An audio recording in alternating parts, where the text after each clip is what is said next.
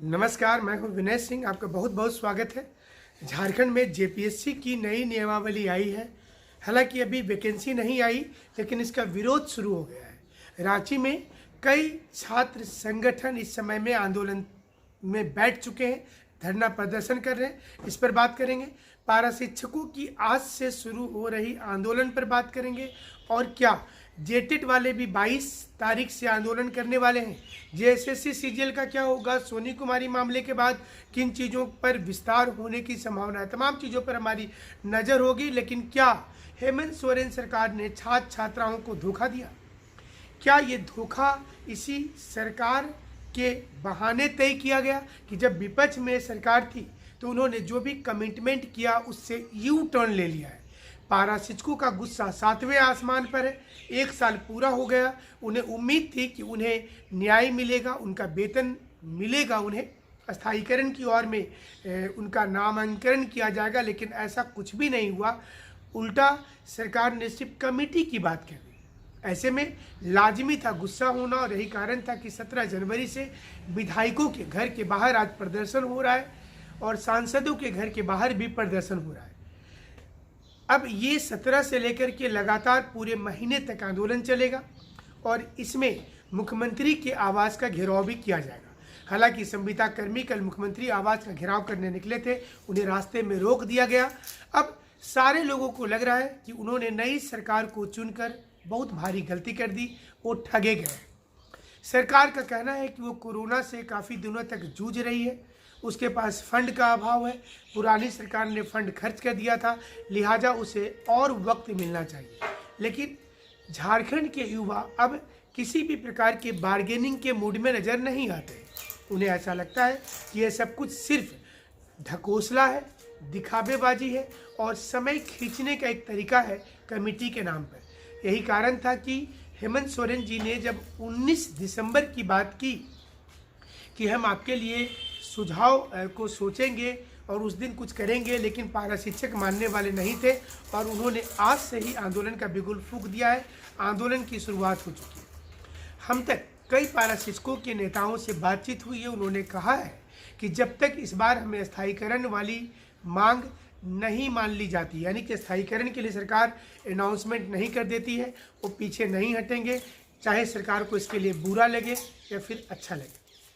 उन्होंने सरकार को बदलने में महत्वपूर्ण भूमिका निभाई थी। पुरानी सरकार के खिलाफ पूरी संघर्ष की कहानी उन्होंने बताई।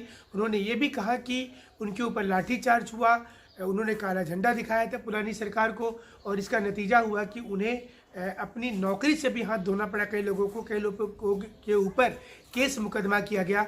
लेकिन नई सरकार जो आई उस समय विपक्ष में थी। बहुत बड़े बड़े वादे किए थे कि सरकार बनने के 1 महीना के अंदर स्थायीकरण कर दिया जाएगा, 2 महीने के अंदर वेतनमान लागू कर दिया जाएगा और सभी सुविधाएं दी जाएंगी। अब पारा शिक्षकों को लग रहा है कि ये सिर्फ और सिर्फ चुनावी वादा था।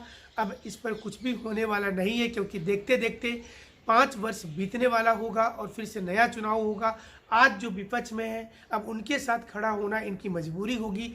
इसलिए इस बार सरकार को आर या पार के साथ, सरकार के साथ लड़ाई शुरू हो चुकी है। दूसरी ओर जेपीएससी की नई नियमावली आ गई है।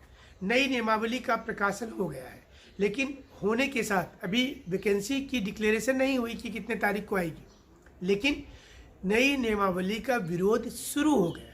मोरहाबादी मैदान में बापू वाटिका के पास इमाम शफी और उनके कई सहयोगी धरना में बैठे हैं और इनका कहना है कि रिजर्वेशन को लेकर के सरकार की नीति स्पष्ट नहीं है, लिहाजा ये मामला हाईकोर्ट में फिर से चला जाएगा और पहले की तरह ही इन्हें चुनौती का सामना करना पड़ेगा।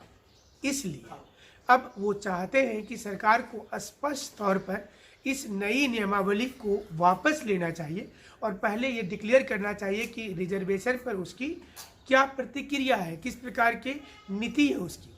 हम आपको ये समझाते हैं कि मेन मुद्दा क्या है, क्यों स्टूडेंट आंदोलन में बैठ गए हैं। स्टूडेंट को ऐसा अंदाज़ा लग रहा है कि जिस 15 गुना की बात की गई है पीटी रिजल्ट में, उसमें अगर जनरल में भी SC ST और OBC के कैंडिडेट चले जाते हैं तो उन्हें भी 15 गुना में शामिल कर लिया जाएगा। हालांकि सरकार की ओर से ये कहा गया है कि जो लोग जनरल कैटेगरी में शिफ्ट हो जाएंगे वो 15 गुना में शामिल नहीं होंगे। लेकिन स्टूडेंट्स को ये डर सता रहा है कि अगर SC/ST का 15 गुना अगर निकाला जाएगा तो मान लीजिए कि SC/ST के लिए कैटेगरी में कुल मिलाकर के 100 सीट रहता है, तो उसका 15 गुना 1500 होता है। अब यहाँ पर दुविधा ये आ रही है कि इस 1500 बच्चे में अगर 600 बच्चे जनरल कैटेगरी में शिफ्ट हो गए हैं तो क्या वो 600 को 15 गुना में माना जाएगा? स्टूडेंट को यही डर है कि रिजर्वेशन में उन्हें भी मान लिया जाएगा, तो फिर रिजर्वेशन कहाँ दिया गया।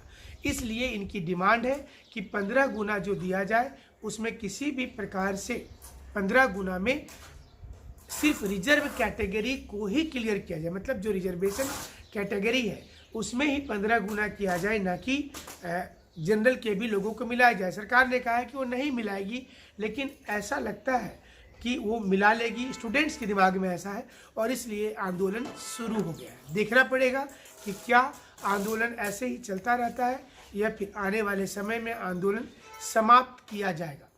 जेटेट 2016 पास आउट वाले 22 जनवरी से एक बड़ा आंदोलन शुरू कर रहे हैं।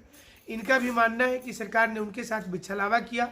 जब वो चिट्ठी लेकर के जाते थे तो उन्हें कहा जाता था कि उनकी बात सुनी जाएगी, और अभी जब दिसंबर में आंदोलन हुआ था तो उसमें भी बोला गया था कि आपकी बात सुनी जाएगी, लेकिन कुछ भी नहीं सुना गया।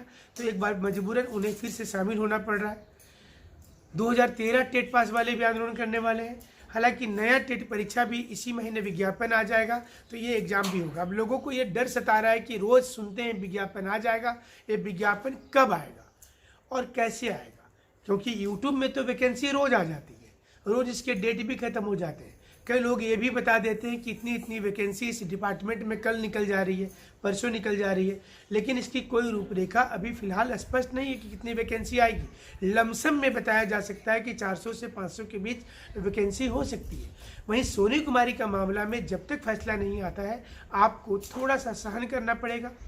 पंचायत सचिव अभ्यर्थी चिट्ठी जाकर के JSSC को सौंप दिए हैं कि आप हमारे बारे में सोचिए। सिविल कोर्ट के विद्यार्थी चुपचाप इंतजार कर रहे हैं, जो कारा चालक वाले हैं वो इंतजार कर रहे हैं, एक्साइज दरोगा वाले इंतजार कर रहे हैं, और बिहार में सारी वैकेंसी टाइम से निकल रही है, टाइम से रिजल्ट आ रहा है। तो ये बिहार में अच्छे संकेत है, झारखंड में थोड़ी दिक्कत वाले संकेत। देखना पड़ेगा कि आने वाले समय में क्या कुछ हो पाता है, लेकिन आप हमारे साथ जुड़े रहिएगा। कैसे जुड़ेंगे? vinayisacademy.com टेलीग्राम चैनल है, हमारा नंबर है 9431156794, और प्रतिदिन रात को 9 बजे झारखंड की तैयारी कर रहे स्टूडेंट के लिए झारखंड विषय की फ्री वीडियो हमारा देखना नहीं भूलिएगा। तो हमारे साथ ऐसे जुड़े रहेंगे। हमसे जुड़ने के लिए एक बार फिर से आपका शुक्रिया, धन्यवाद।